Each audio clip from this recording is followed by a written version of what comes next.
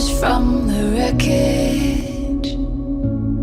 Dirt in my hands, steady my feet, send out the message.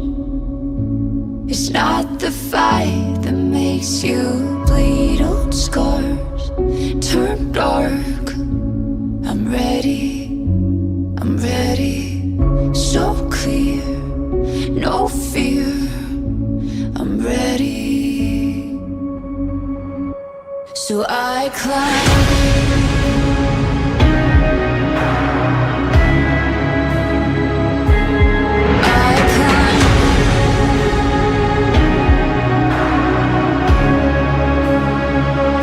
So I climb.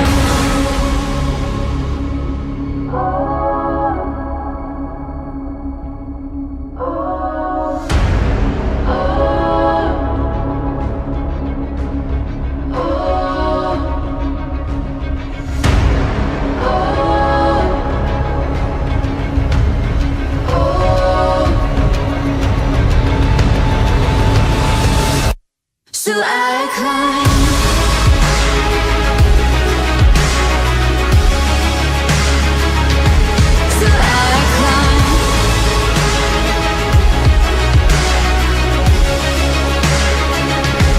So I climb, taking further, higher. So I climb, rising from the fire. So I climb.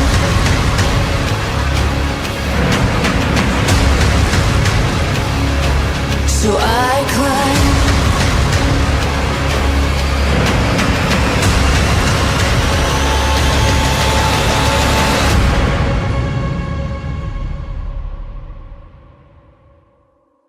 Happy birthday, Jana. Palagi lang naming hangad ni Papa mo na yung ambition mo is matupad mo, makuha mo, pag-aaral.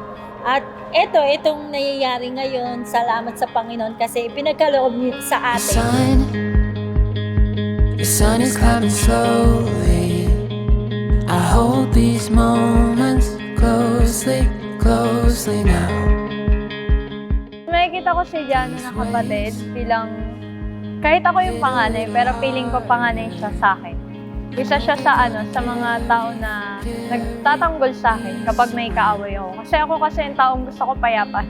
Step into the open. Si Jana kasi sobrang kulit niyan palaban.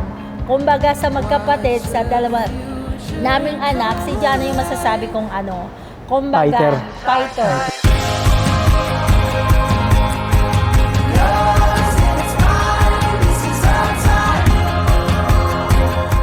Siya yung Jana ngayon na masasabi ko na Jana na binago ng ating Panginoon kasi sobrang niya grateful sa amin.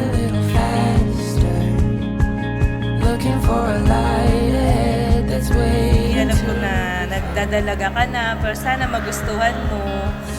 Si Sally at saka si Jovi. Kasi napalaki nila si Jana ng ganyan. Maganda, mabait, at nadala niya siya sa Panginoon.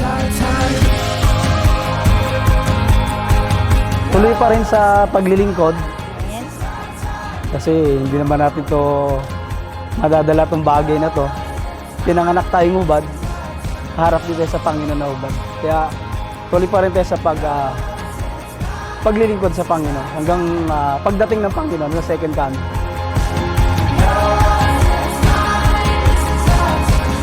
Yung mga memories na yon is mananatili siyang masaya.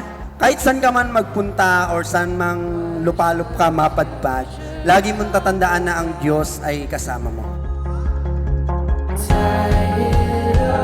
Ikaw yung taong pinili na manatili sa piling ko, namin, at sa piling ng Diyos.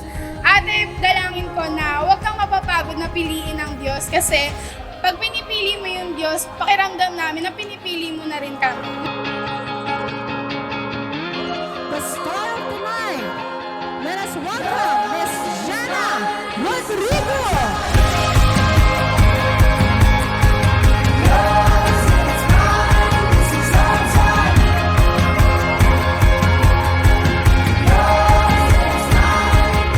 Happy birthday, Jana. Mahal na mahal ka namin. Kasama ang Panginoon.